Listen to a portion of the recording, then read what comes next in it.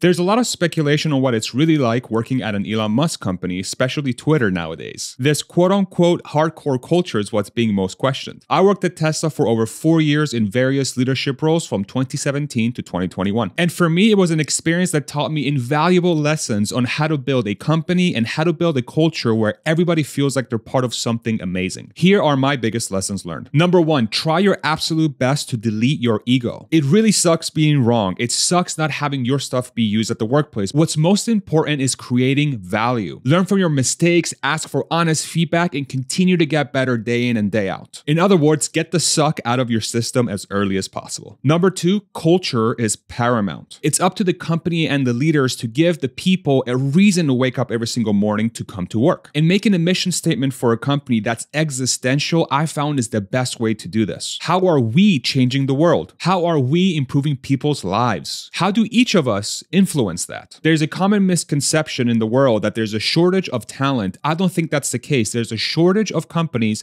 that inspire people to come to work. And prioritizing a culture that inspires people will bring out not just the best talent, but bring out the best in people. Number 3, focus on hiring problem solvers. You should always bias towards people that naturally like to question, especially in times of pressure. The secret is that problem solvers can solve anything, and whatever technical knowledge they need for a specific job function, they can learn on the job. In essence, try to hire people that know how to ask the right questions. Number 4, always ask why. Humans and businesses will naturally creep towards comfort over time. All your processes over time will become old, ineffective, stale, boring, so on and so forth. You shouldn't be afraid to ask questions on the daily, regardless of what your position is at the company. And if you feel like you're offending somebody when you're asking why, there's likely a giant obstacle in the way of somebody that's making their life hell. Those are the places you should focus on the most. And lastly, give everyone a voice and a way to make change. People that are working the process and the everyday function of any job know way more about that thing than anyone else at the company, including all the so-called leaders. Ensure that you're talking to them every single day. Implement their suggestions. Empower them to implement those suggestions. Don't make this about your elevation through the company and your career building. Make it about their development. If any of these struck a chord with you, I would love it if you throw me a like. It helps the YouTube algorithm show this to more people. Thank you very much. In the end, I'm not here to speak on behalf of anybody else that's working at Twitter, Tesla, SpaceX, Boring Company, Neuralink,